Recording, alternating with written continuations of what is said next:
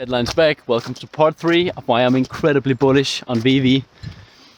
In this part, I want to go through why I think we are early, why I think it's a great time to buy, the bear market that we are in, but also why and how we are in a bear market in general in the stock market.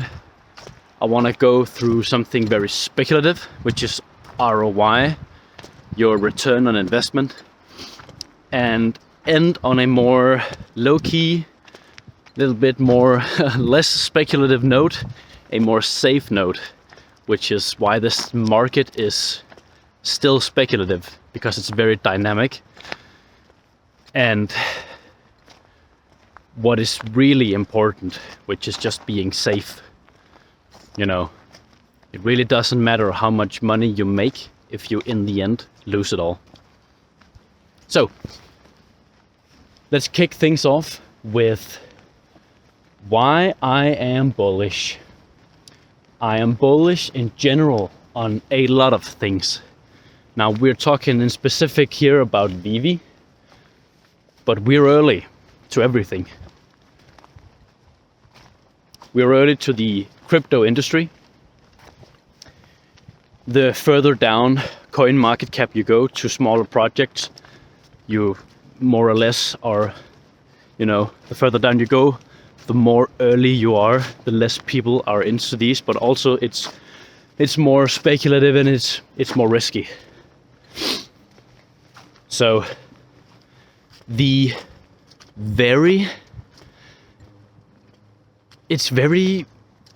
what's very weird and different about Veve is the fact that Veve is what's it called in English? It's like a fairly new platform, but we have these huge brands that have been around for. Disney is having its 100-year anniversary this year. And we see it with the Oswald drop, for example. It says it's like celebration of 100 years of Disney. So it's like this combination actually of something that has been around for a long time, which is a huge brand, Disney, and this new platform. So we are early. Let's just talk about being early in general. When are you early? You can define early in a lot of stages, I think. But let's just break it down in general. Being early is being into something, investing into something when the masses are not here. When you don't have mass adoption.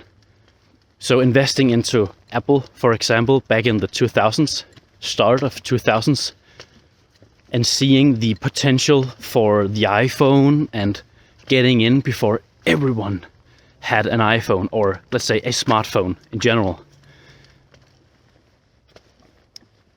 So being early is what I think we are on Veve. I think we are incredibly early.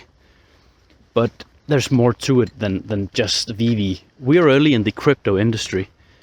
A market cap as of now around $1 trillion, compared to the scope and scale of what the crypto industry and public blockchain can become. What are we even talking about here? It's like the distance we can, like, there's no ceiling for how big this can become, because you gotta remember that when a new disruptive innovation comes along, it's very difficult to put a price or a value to it, so you tend to compare it to things beforehand. What else can you do other than talk with each other, speculate and compare, extrapolate, so to speak. And the thing with blockchain is just, we're comparing it to the system we have and how much money is in the system, and You just can't do that. It's not about how much money is in circulation or whatever. It's about the value it can provide, and how many people will use it. In a way, you should actually try to look at it with another metric other than the US dollar in terms of market capitalization. And this is a difficult topic, but my point with all of this is, for me, for ARK Invest, for a lot of other very clever entrepreneurs and businesses that are getting into either Bitcoin, Ethereum, or just the vast amount of altcoins. I think we are incredibly early. I don't think I think it's hard for us to understand how early we are, because we are looking at price and price fluctuations on a daily basis, weekly basis, monthly basis. But just the idea, I mean, think about this. Just get out of your head for a second here and follow me.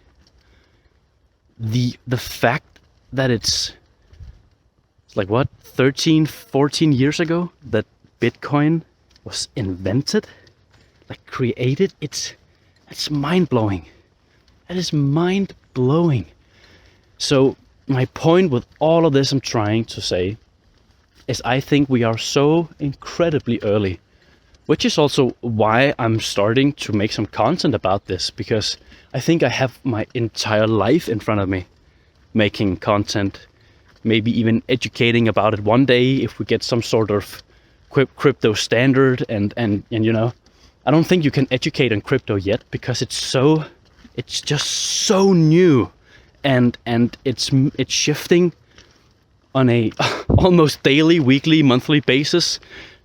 It's shifting all around, and the perspective is different, and new people are coming in and leaving all the time. And so education is difficult. You can always educate on the tech itself, but like getting on another, on the next layer, it's so difficult. So, but being early is, again, I just think it's misunderstood. I think we are all waiting for Bitcoin to hit some magical number, and that's it. Then we are done, and then I can sell. I mean, if this crypto thing succeeds, you won't need to sell. Just let that sink in for 2 seconds. You won't need to sell anything. The value is just having your things. I mean, imagine taking a mortgage for a house, and what your collateral is your NFTs on Veve, because they have this immense value, and it's rock solid. It doesn't go anywhere. You can hack the blockchain. And when you want this loan for a house, like in the traditional finance now, traditional banking, you just use your NFTs. It's really simple. Yeah, that was a long rant, but I think you got the gist of it. Cool. Let's move on. So I am, again, incredibly bullish, because I think because I think we are incredibly early, more early than any of us even think. I think you can be early in 10 years. So, all right. Now the market we are in is it's weird, because interest rates has gone up so quickly in the US, and the way that I have understood that interest rates work is that the rise in interest rates is, what's important is where it started. So if you start from 0 and you go to 5, that's devastating for the market. If you go from 2% to 10, it's not as bad as going from 0 to 5. So I'm not an expert on any of this. I'm just trying to learn and figure things out. So my take on the market is, there is this high probability that something breaks eventually, and we get really, much lower prices in the stock market in general. So I think we're in a time that I don't know. I think it's an incredible buying opportunity, and I think dollar cost averaging is the best way here. Which is, again, it's just another point for me why I'm bullish on Veve, because the entire market, the crypto market, is in a very deep bear market, and not just deep bear market, but it's like close to a recession, you know. So yeah. Now I want to go into ROI on Veve. Again, ROI is your return on investment. So I want to give my a few thoughts on why I think the return on investment is going to be incredible on Veve. Now it all ties together with being early and having this high interest rate market with you know, tanking crypto prices, tanking stock prices, and I think the ROI in NFTs is going to be really good in the future. I mean, I'm not saying this again because I own NFTs. I bought NFTs because I figured some of this stuff out along the way, and decided to continue investing into NFTs. So the return on investment is it's difficult to talk about because it's so speculative. Trying to get some common ground and understand some principles, I think it's really difficult. But for me, the way I see it is you in the crypto market, you gotta go down the ladder of altcoins or projects or NFTs, and you gotta find something that not a lot of people know about, but has incredible potential for grabbing their attention and being a legitimate project one day. I think this is the case with Ethereum, with Cardano, Polygon, Mutable X, of course Solana. I'm not really into Solana all that much, but it has gotten quite a bit of traction, and if you think about it, it's not really that difficult to find these things if you really do your research and you ask experts. And you know, let's just speculate. This is not financial advice in any way. Let's just speculate a little bit here. If I were forced to find an altcoin that I think would have insane return on investment in the next bull run that not a lot of people are talking about, I think it would be Algorand. I've heard a lot of talented programmers in the crypto space say that it reminds them a lot of Cardano, Ethereum, some of these projects, and it's a layer one. So for me, as an example, I mean, I think there's plenty out there, but I think like Algorand, for example, would be a good example of something that would have a great return on investment. Now let's dive a little bit into the return on investment on the platform, Veve platform itself. I'm incredibly bullish. Now, again, before I say any of this, please, I'm just speculating, I'm just talking. Don't follow what I'm saying. Don't do anything that I say. Please think for yourself and just make your own decisions and do your own research on YouTube and online. But for me, the golden moments is something that I was incredibly bullish on when I started. Now, trying to boil down a 2-hour talk about ROI on Veve, golden moments is something I think will have incredible return on investment. But what I'm starting to figure out and learn about now is, I think what is really going to have the absolute highest return on investment on Veve is projects that are launching in this bear market that has this scarcity that we didn't see in the bull run. So let's say the Donald Duck and Daisy Duck golden moments, it has around 13,000 editions, and the price for one of them is around 70 gems as of now. And my point is, the money you pay for something that's 15,000 off, I think it's a good buy, don't get me wrong, but if you really want to optimize your return on investment, I think you have to really look into big brands that drop on Veve, but that looks cool. The NFT has to look cool.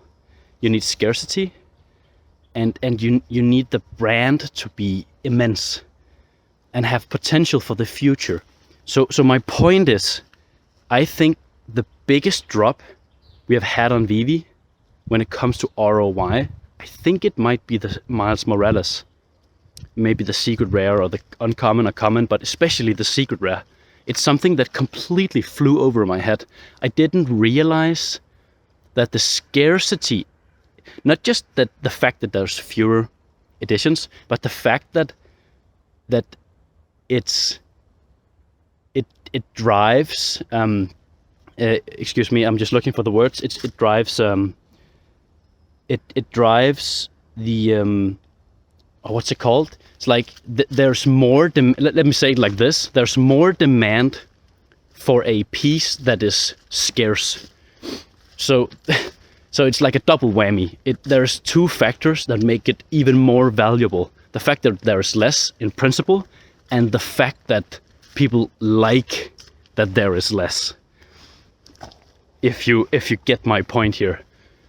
So I think return on investment is, I think the best return on investment is with NFTs, because they are the most misunderstood, but they are at a point now where we have big brands coming on, so they're more like, there's more value to them. And I think they're going to stick around, especially first appearance and all these things. Big brands, as I'm saying. And I think on the Veve platform, the highest return on investment is these special drops that are really scarce. So that's what I'm looking into as of now. Again, I own everything on the app. I have a lot of different things. I have all the golden moments. I have some Spider-Man, Batman, all the big brands and the huge IP. So I'm into most of it. But yeah, so the last two things I want to talk about is something that it's not necessarily something I'm bullish on, but it's just the fact of the matter that on Veve and in the crypto space, the market is extremely dynamic. And what I mean by that is, if you notice what you were thinking about an NFT or a project or anything, I would guess that your perspective has changed a lot in the past, maybe just 3 months, or like the past 6 years. 6 months. So in the past 3 months, you've probably already changed your mind about a lot of stuff, but especially in the last 6 years. And just going back 12, did I just say years again? Jesus Christ. I mean months. And if you go back 12 months, I think you don't even remember what you were thinking, do you? So that's kind of my point. The market is so dynamic, so just try to be safe about it. That's kind of like a caveat I want to touch upon, because all this hype talk and bullish talk is fine, but you gotta admit that the market is so dynamic, and I think you have to admit you don't know it all. That's really important. Now, a final thing is, I think you should be safe with your investment, and what I mean by that is simply just, I think it's easy to listen to all these videos I'm making or anybody else is making and feel this FOMO. The word FOMO is something I've fallen into the FOMO trap many times. But for me, I've changed the motto from FOMO to NOMO. So FOMO is fear of missing out. Now, what I'm saying to myself each and every day, no missing out. Just don't miss out. Don't try to remove the feelings from the equation and just look at things in like a simple mathematic perspective. I think that's the best thing you can do when it comes to ROI, being bullish on Veve, having a long-term vision. Just chill the F out. You know, stay level-headed. Go out into the woods, have a good walk, and I'm incredibly bullish on Veve. I'm still invested, and I will continue to dollar cost average into different projects, and I think Veve is the center point for the next bull market. I really do believe, and if they are not, it's just further out. So I'm really excited. But my last point here was just try to stay safe, try not to FOMO, just NOMO. If you get my point. Well, anyways, I've been rambling off now for 21 minutes. If you like anything I'm doing, leave a like. If you don't, dislike. It's all good by me. I love to improve. I love to, again, just have a conversation with you guys and learn about the markets, learn about NFTs, figuring out why I'm stupid, what I'm missing, because we're all in the end stupid. We don't know anything. We're just reacting to what's happening in front of us, and if you're still in the market, you're gonna do great. I think that's pretty simple. So anyways, have a nice day. I'm out. See ya.